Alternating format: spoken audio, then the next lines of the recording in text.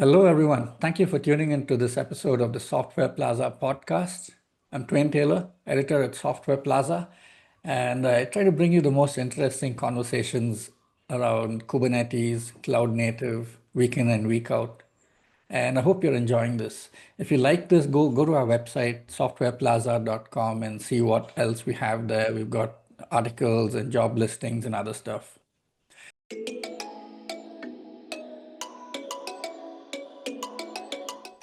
I'm really excited about my guest today because he's a fellow podcaster.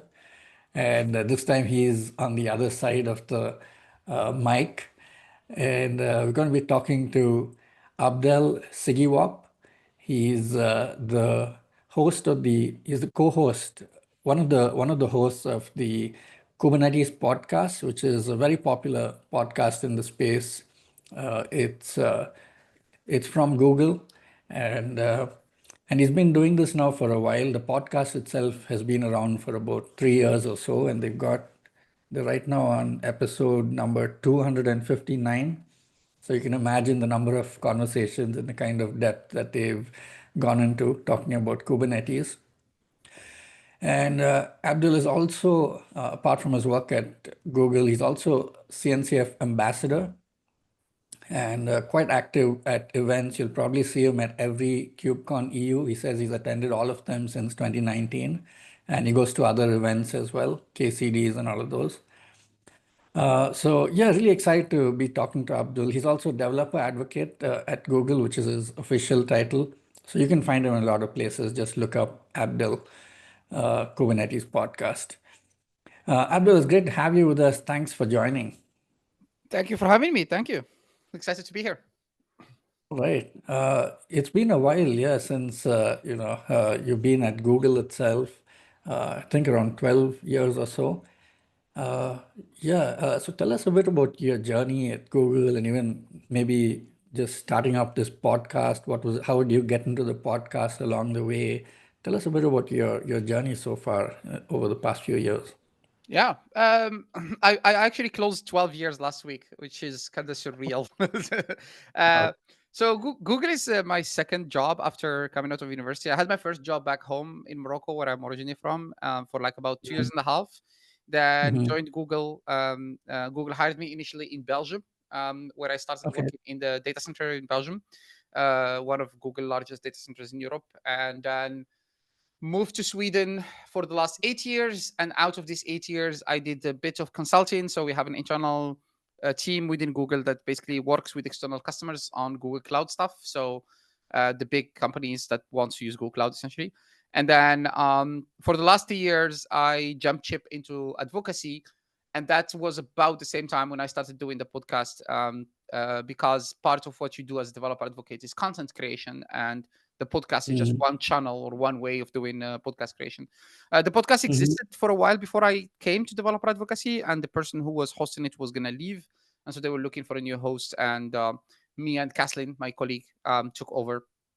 And we've been doing it for the last 3 years. It's interesting to come into something that existed under the leadership of somebody else and kind of try to bring your own kind of voice to it. But Mm-hmm. I think it has been 3 years now that we have established ourselves and our style in how we do the conversation and how do we talk to people and stuff like that. So yeah, it's been an interesting journey. But yeah, it's all part of content creation. I really love it. It's like being able to create content that goes out that people listen to is pretty interesting. Yeah, that's true. What would you say is your favorite part about podcasting? Is it just what you just said, being able to put something out there that people listen to, or is it I'm thinking more something that you really enjoy personally yourself, what you most enjoy about the whole process or look forward to? It's an interesting question. I had a conversation yesterday with one of the leads of the SIG networking. So Kubernetes itself as a project is organized into these things. They call them SIGs, like special interest groups. And Yeah. so each SIG focuses on like one part of the Kubernetes, which is a distributed system. And SIG Hmm. networking is one of the kind of core SIGs, right? Like all the networking parts of Kubernetes. And the Yeah. person who I had a chat with yesterday is a networking veteran, right? I've been around for like 20, Mhm. 30 years. Um, All right. and my favorite part is the nerding out, is being able to talk to people. because like networking inside Kubernetes is a bit different. I mean, it's still IP based and protocol based, and like all networking is, right?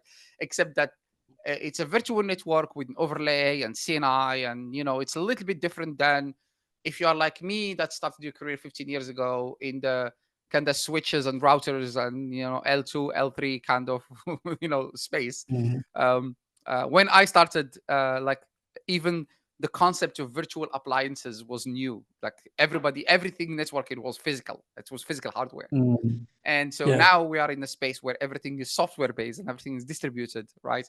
And yeah. so being able to nerd out with this person about all of this and kind of see their perspective, hear their perspective. The person that I talked to have written or co-written some RFCs, so have been around for a very long time, right? So that aspect is very cool. Like talking about Mhm. how our vision of how certain systems or certain IT systems have kind of evolved and changed over time, and go into the nitty-gritty details of why don't we have this feature, or why is this thing such a problem in the Kubernetes space that was not a problem back a while ago, is quite interesting. So that's my favorite part. Yeah, yeah. Yeah, that's true. I mean, just meeting people and speaking, and just the cloud native community is just so diverse, and with just so many people from with so many different kinds of expertise that there's never a boring moment. There's always someone interesting to meet and talk to. Yeah, yeah, and also the seeing how the Kubernetes project itself and the maintainers are being impacted by this Gen AI, kind of time is also quite interesting, right? Like seeing that, Mm. experience it firsthand, talking to the people, asking them like, all these questions is pretty cool. Yeah, yeah, yeah. That's just right now on the move, Gen AI and all of this. But like, I want to get to that, but just in a minute. But before that, I Mhm. just want to ask you, so what was it like for you? Like, go back and tell us a bit about, the start of Kubernetes at Google. Were you involved in any way from the start? When did you get involved at all in just cloud native? Yeah, when did you get interested? So tell us some of the memories of, what sparked your interest and what got you in. So I was not involved in the beginning because the project was started 11 years ago, right? Kubernetes is 11 years old, and version 1.0 was released in 2014. Mhm. I got into cloud in 2017, and by cloud I mean Mhm. Google Cloud specifically. Right? So that's when I moved from Mhm. doing the data center kind of like low level infrastructure work into the Mhm. cloud space. Um, Mhm. I've heard of Kubernetes before when I was in the data center space, right? So Mhm. obviously, so being inside Google data center means that one of our customers, internal customers, was cloud, right? Because we are Mhm. Google has a Yeah. single infrastructure for everyone, and so we were Mhm. maintaining the infrastructure for everyone, including cloud. So we heard about them and we talked to people working there, because there was some stuff that we were doing in the maintenance space that was not working very well for cloud, and we had to kind of figure out like our way around that. And 2017 I came to Sweden. That's where I moved to this like cloud consulting team. And I Mhm. think very quickly, within 3 months, I was put on my first Kubernetes project. And I remember this is Kubernetes, I would say 1.20, no, 1.14, maybe 1.12 or 1.14 version. um, Mhm. um, and that's like, for me it wasn't such a big change, because having very deep understanding of how infrastructure works in general and how distributed systems works helps. You Mhm. just need to kind of shift your mindset around the fact that Kubernetes is an API driven system, and that everything is an API inside the system, right? um, Mhm. but I did go through a lot of, I would say, optimizations that Kubernetes had to go through, because as we were deploying Kubernetes, as we were using or helping customers use it, we unraveled and discovered, bugs and problems and things that have been overlooked when the system was designed. And then we had to, like, things that were even beyond Google's ability to solve, right? Like it had to be solved upstream because it is in the open source project. It's not something that Google have done, right? Um, Yeah. so yeah, so it's been almost 8 years now. Yeah. Mm. Wow. Fascinating. Yeah, and it's been a while, and you've seen a lot of the progress, and you've seen a lot of projects, being formed and just coming up, rising around Kubernetes. The ecosystem has really exploded in the Oh yeah. past decade. There's just so many. You take a look at the CNCF landscape. It's just so crowded now that the CNCF landscape infographic, so a lot is happening. Uh, Tell us some of the things that excite you about the CNCF ecosystem, whether that's particular projects that you find interesting or just particular kind of things around culture and the way people connect in the community, or anything at all that, you'd like to bring up about just, something you find interesting and that you love about the community and how it's evolved over time and where it is now. Yeah. So what is interesting for me personally is the fact that this is like the CNCF and cloud native is not my first open source gig, right? I have done open source before. And Mhm. particularly when I was back home in Morocco, I was still a student in university. For those who are going to be listening, I remember the old days. Canonical, the company behind Ubuntu, they Yeah. had their own community ambassadors program called Mhm. the Ubuntu user groups, right? And so Yeah. anybody can open an Ubuntu user group. Anybody can open a chapter. And at the time, the key difference is that at the time, this was mostly online. So it was like a forum online. So we actually had an Ubuntu user group, Morocco. And it Mhm. was an online forum, and there was a lot of people coming in and asking questions, right? And Mhm. when I was in university in Morocco, there was a period of time, I would have to say probably 2005 to 2009 ish kind of timeline when Mhm. this whole thing of Linux days was a big deal. So universities would Mhm. organize a Linux day, 1 or 2 days. And part of these Linux days, they would organize what they call an install party, which is people come in with their laptops, and then people like me who knows Linux would deploy Linux for them on their laptops, right? And Okay. Okay. so at the time, one of the key differences between that time and now is how the community was behaving. Mhm. The Linux old community was a little bit of like a sorry for like an a-hole community. It was like a lot of people were aggressive online. If you would ask stupid questions, people would point it out, things like that, right? Um, the cloud native community is completely different. It's extremely diverse. It's extremely welcoming. There is Mhm. no such thing as stupid questions. People can Mhm. ask whatever questions they want. Like there is still people who behave like like bad, but it's very minimalistic compared to the old days. So Mhm. that's one of the things I really like about the cloud native community, right? So and the CNCF itself, they are doing actually a lot of. Um, I mean, there's a lot of people that argue against how the CNCF is behaving as an organization. But when you go to KubeCon, they are doing a lot of work behind the scene to make sure everybody can access KubeCon. KubeCon is arguably one of the most expensive conferences you can get to. Like a ticket is $1,600, but they are giving Mhm. away a lot of scholarships, a lot of diversity scholarships, a lot of to encourage like students and people with disabilities and things like that to be able to show up to these events, right? So Mhm. that's actually another cool thing is that when you go to KubeCon, it's arguably not only about the technical content and the onstage event and the onstage talks and like for people who are in the advocacy space like me, one of the running jokes is that when you go to a big event, you don't go to watch talks because they're all going to be on YouTube later, right?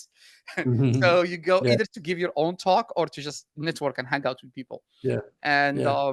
this year, in particular, in London, KubeCon London, I was actually invited to give a talk in one of the diversity tracks about Mhm. how do you encourage people or encouraging people to submit their own contents, right? Because being also one of the things I have done before is I've been in the committee for KubeCon. I've been in the reviewing committee that reviews all the content, and Mhm. there is basically a repeated pattern. You just see the same speakers coming back again and again and again with the same content, or like the content that doesn't Right. change that much. And Yeah. what you want to do is you want to have like a good mix of the Mhm. seasoned speakers, but also the sorts of like new, fresh, Yeah. Voices. yeah, exactly, with people bringing their own also perspective, like this attention to the fact that the industry is not only made out of people who went to university and studied tech, and there is other people Mhm. that we should also include is also actually one of the probably funnest things or the coolest things about the cloud native community. Very interesting. Could you give us a couple of examples of kind of voices or people that you really enjoyed listening to who are not, the usual presenters? Yeah, so the KubeCon or the cloud native community have something called the deaf and hard of hearing community, right? So the people who cannot speak or cannot hear, and they do usually have an interpreter that would interpret on their behalf. So they would like the Mhm. person would be interacting in sign language, and then the person would understand sign language and then speak it out. And we had an opportunity to actually interview these people for the show, Oh. which was interesting because our podcast is audio only. But when you are Mhm. interviewing somebody who speaks in sign language, you have to do the video part, right? Because you have to film them, right? Yeah. And Hmm. so that was a lot of fun and a lot of challenges because you have to like figure out how do you include these people. Because if you do the audio only, you're only gonna hear the voice of the interpreter, and it's sort of a way, in a way, you're suppressing the actual speaker. uh, so Wow. so this was interesting for me, and also this particular person that I interviewed, we were in his talk, and it was very cool, very interesting. Working in IT support, just doing Linux work,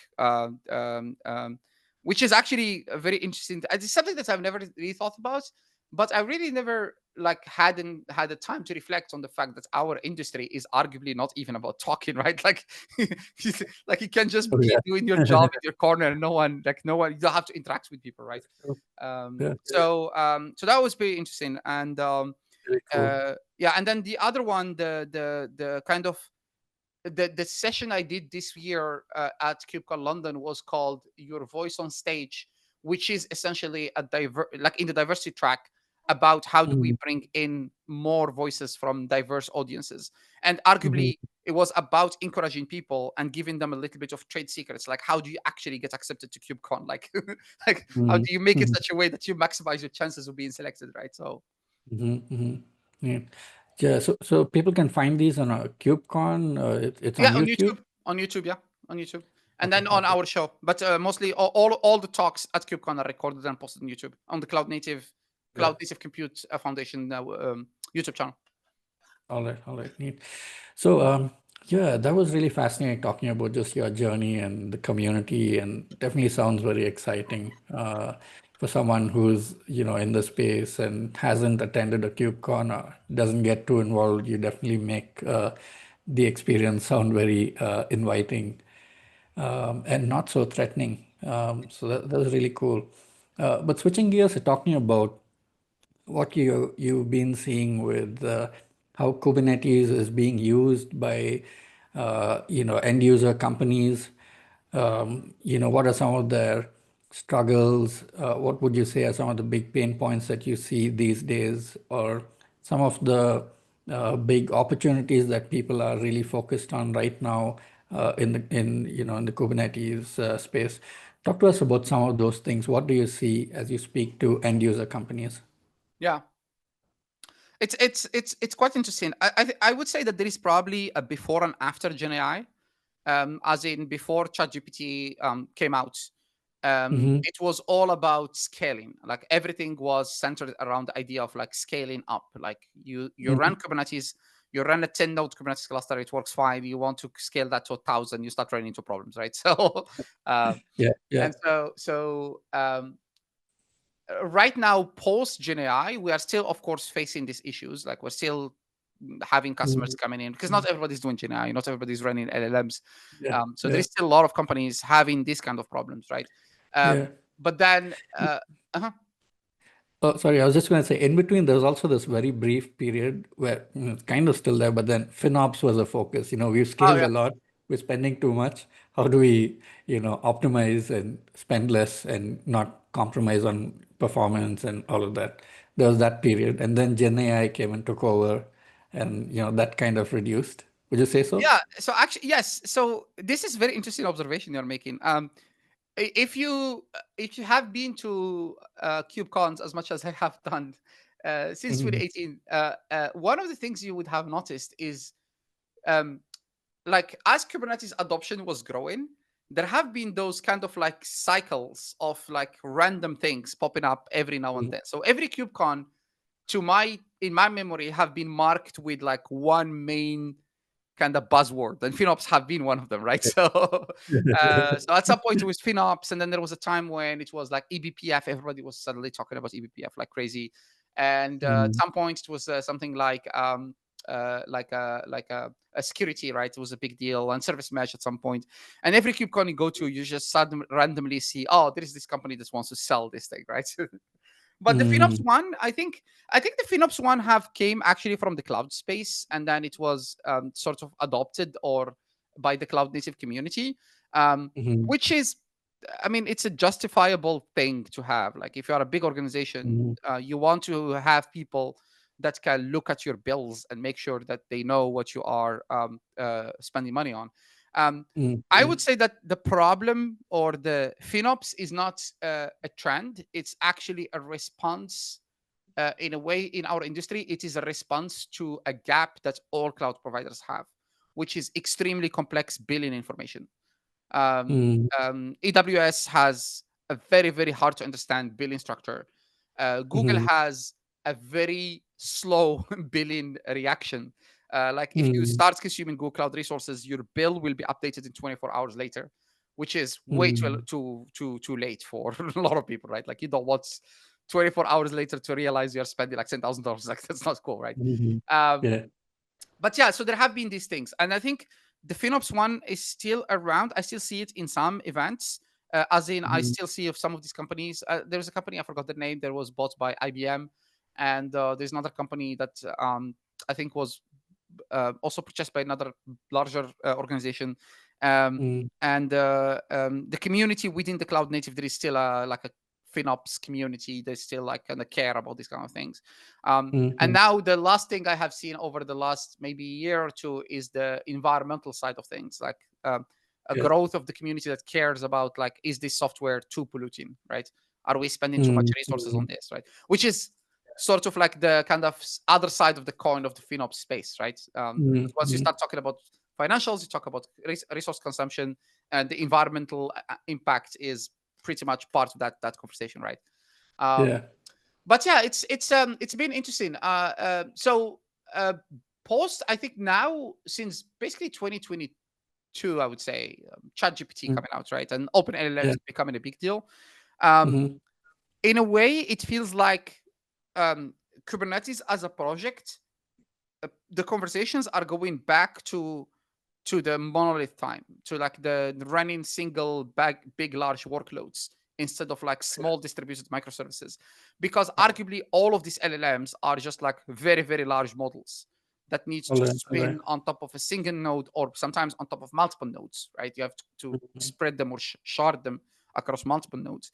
um, Mhm. so when we with this kind of conversations around how do we spin and run very large models, we are basically Mhm. back to square one, where we are discussing some fundamentals of running, large stateful applications, not stateless applications, which is what Kubernetes have been designed to do in the first place, right?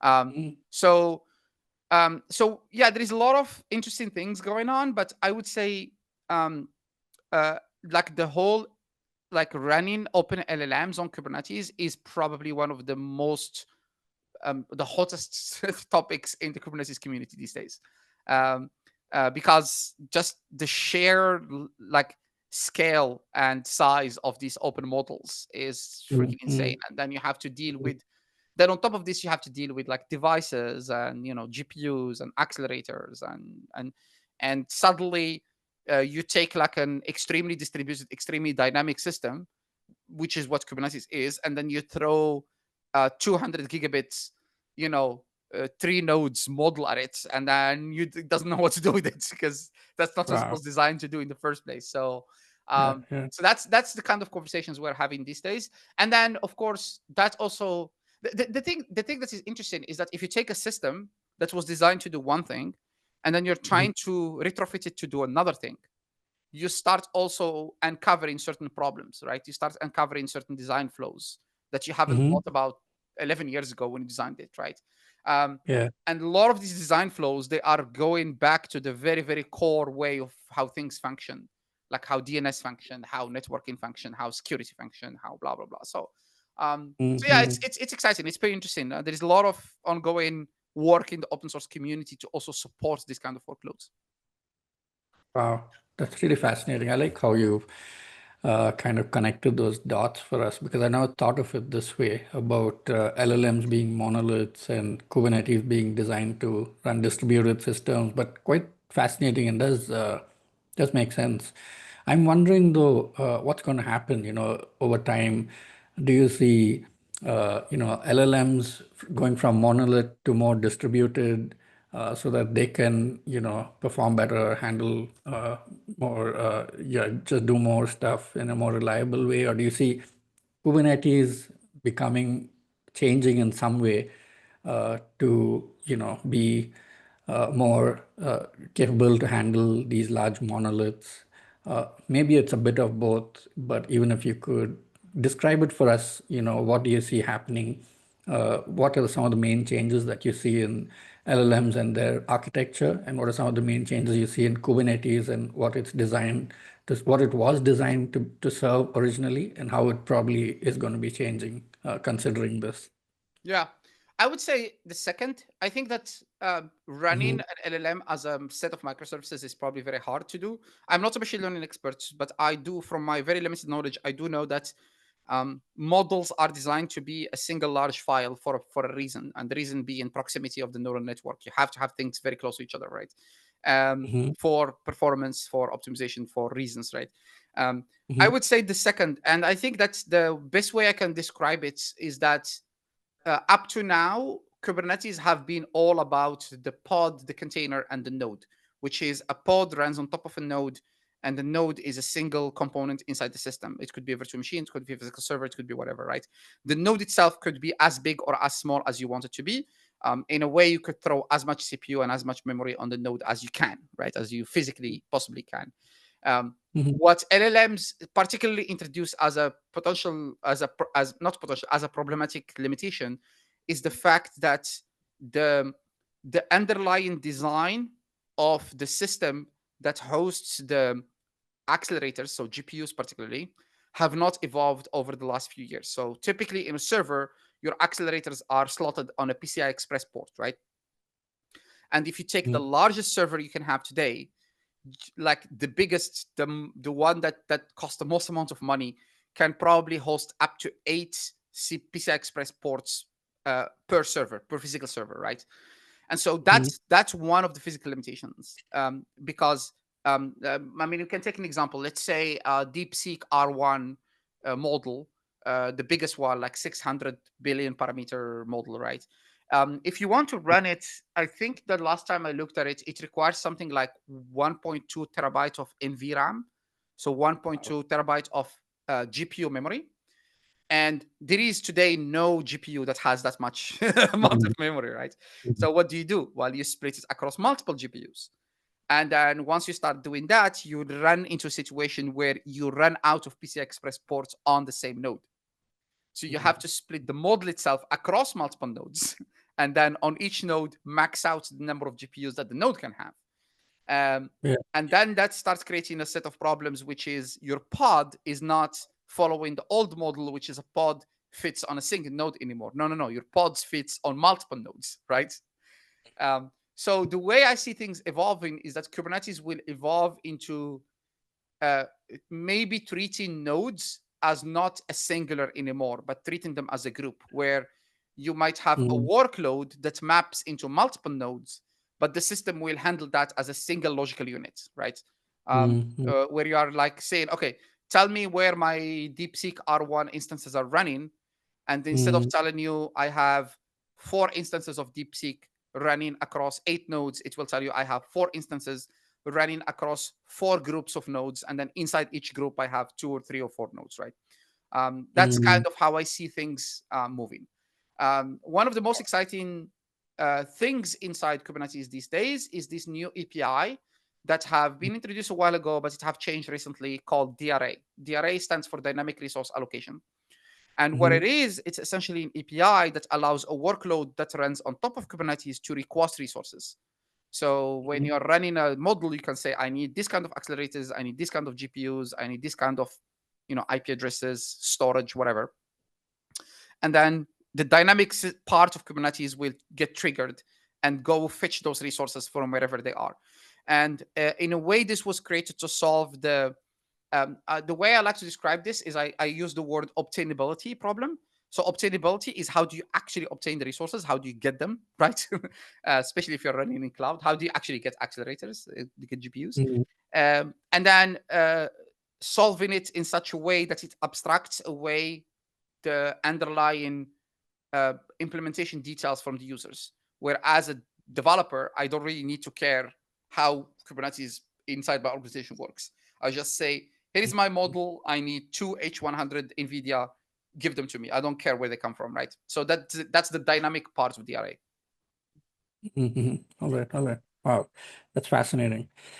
I was wanting to also ask about the end user side of things. You really well described how you see Kubernetes evolving and why LLMs can't really or are more limited in how much they can be, run as a distributed system. I'm wondering about end users and some of the things they face as they implement, as they build stuff. What are some of the operational challenges they face? What are some of the priorities they have? What are some of the things they need to work around? What are some of the limitations they're dealing with?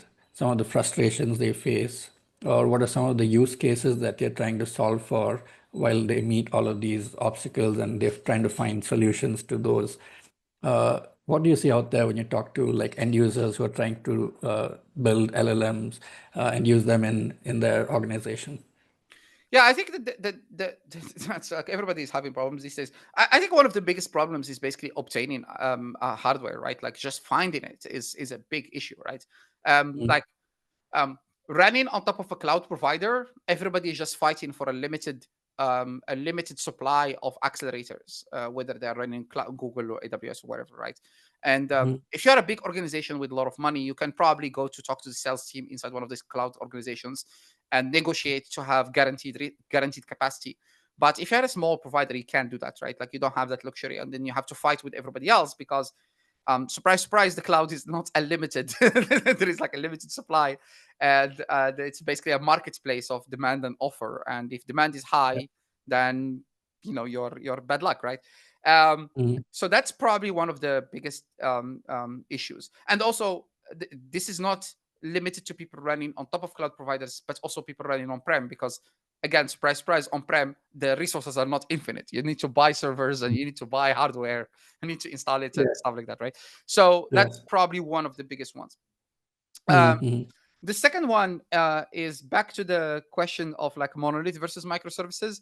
I feel like Mm-hmm. since containers kind of showed up 12 years ago, the Mm-hmm. industry have been working very hard on making sure containers are optimized, small, have very, very small like attack surface, very Yeah. small size as much as possible. Like you have to make Mm-hmm. sure that your container has the bare minimum it needs to run. That's it, right? And then Yeah. LLMs come to the picture and throw all of that stuff out of the window.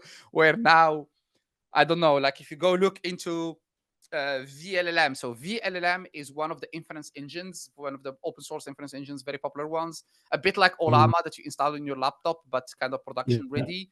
That thing is like Mm-hmm. 6 GB, just the VLLM itself, just the software, right? And then on top of that, you add the model. And then on top of that, and then suddenly your image is like 20, 30, 40, 100 gigabits, right? Which is a huge problem, right? Mm-hmm. Yeah. Um, so these are some of the main problems that people have been like dealing with so far. Like Mm-hmm. how do we take this thing that we have optimized to do one thing, and now we sort Mm-hmm. of have like to gut it out and retrofit it to adapt it to this new reality, right? Um, and I guess probably one of the main things I was actually in KubeCon India beginning of this of August. So Oh, okay. That yeah, too. All yeah, right. there was a KubeCon India for the second year this year. The third one is Mm-hmm. coming next year. It's going to be in Mumbai in June, and this one was Yeah. Hyderabad. Um, and Mm, I spent like 2 days there, hanging out at the booth. I did talk, and then I was talking to people and running LLMs. Like the number one complaint I would have to say is just the sheer lack of examples on the internet, which is weird. Like people are struggling to figure out like how do we actually do this, right? Like show me an example.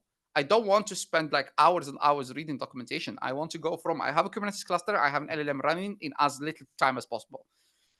Today, if you want to do this on any piece of software, you can. You go, you know, run a Python application on Kubernetes. You Google that out, you find a solution, or just ask Gemini or whatever, and then you get a solution.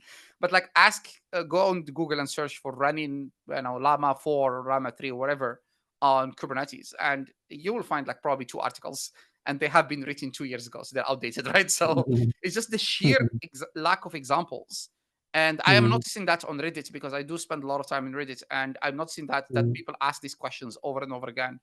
Um, and then on top of that, it's not only sometimes running it on top of Kubernetes, but running it on top of a specific Kubernetes distribution from a specific cloud provider. Because Kubernetes is open source, but not all the Kubernetes offering are created equal. We have some things that we do at Google Cloud that are quite different than how AWS done them, than how quite different than how Azure does them. yeah. And there's like very quirky differences between the Mhm, cloud providers. Also mm, adds up to the complexity, right? And the second thing yeah. I'm noticing also quite a lot now, especially from KubeCon India, actually, particularly, is a lot of people Mhm, a lot of companies seem to be multi-cloud. So a lot of people seem to want to do more than just one cloud provider, right? Um, mhm, the term or the concept of multi-cloud isn't new. We've been talking about it for a while, but like there is now kind of concrete implementations of multi-cloud strategies within organizations, and then you get to the problem of like, oh, like how like my deployment on AWS will be completely different than how we deploy things on Google Cloud or something like that, right? So it's this kind of like very quirky details that are frustrating people, and it seems, mm, I guess the much larger probably diagnosis, if I can call it that way, of the industry is that it seems like mm. everybody is in a rush to do things, and so no one has Okay. time to like stop and think. Everybody Mm, wants to get things done, so there is like a sense of urgency, and mm, I guess this is very typical to our industry, generally speaking, which is when a new trend shows up and there is an urgency to mm, the only way that urgency will stop and people will have to stop and think is when things go completely wrong. So something will go mhm, really, really bad, and then people go like, okay, all right, let's just take some time to think about this, right? mhm. Yeah, yeah. Wow, really fascinating. So much to unpack there. But thanks for really summarizing that so well. Just all of your observations and just, you know, connecting them and really, you know, describing them in a way that's really like, yeah, I get why this, this is probably happening because of that you already mentioned. So really draw some really good connections there. Yeah, really fascinating. I think yeah, from what you're saying, it seems like we're really in early times with LLMs and, we're still to figure out issues around hardware, and then we need to get to very basic architecture design questions. And, even for that, something you brought up at the end is really crucial, which is to stop just implementing and doing and to pause and think and, think about design. And that takes some deep work, some collaboration to really just figure out the right way before you can start doing again. Yeah. Uh, so just a lot of great points that you made there. Really fascinating. Um, yeah, thanks for sharing all of that. We're winding down with our conversation, but yeah, I just a little more that we have to like. It will be good to talk about. Like, I have a couple of rapid fire questions for you. Sure. If yeah, we could probably around five of them, and then we'll close. So here goes. Which CNCF project do you wish more people would start using? Oh, which CNCF project I wish people will? It's a very good question. Can I change it to which one do you should stop using? Okay. Okay, let's do it this way. Istio. People should think of service mesh less. I guess no one needs service mesh. All right, all right. Oh, okay. No one needs servicemen. Okay, that's interesting. I Would you have a say like talk. no? If you go look on the YouTube, you probably don't need a service mesh. My talk will pop up. I have a talk about this. Yeah, I gotta go listen to that. I'm curious to know the answer too. Okay, next one. What's the most overrated buzzword you keep hearing in the space? Oh, MCP and MCP. Okay. Yeah, Yeah, that's yeah, that's trending right no one now, seems to understand especially what the with fuck that thing LLMs. is. If you could delete one Kubernetes feature tomorrow with no consequences, what would it be? Oh, IP addresses on pods for sure. It's one of the hugest problems I think Kubernetes has. Okay, all right. Again, networking. Okay, all Yeah. right. Okay. If you had to explain serverless to your non-tech friend in one sentence, how would you do it? Oh, explain serverless to my one tech friend is basically explaining to them the difference between driving your own car and hitching a ride in an Uber. That's the key difference. One of them you have to drive, and the other one you don't have to do anything. All right. Yeah, yeah, really neat. Um, okay. What is one organization whose tech team you think has incredible culture? Oh, LinkedIn for sure. We interviewed the people working there, and one of our ex-colleague, very very respectful person, works there, and I think they're amazing. They're doing a very good job. Hmm. Yeah, I've got to listen to that as well. And it's episode number 249 on Yes, the Kubernetes podcast, if you want to go catch up. All right.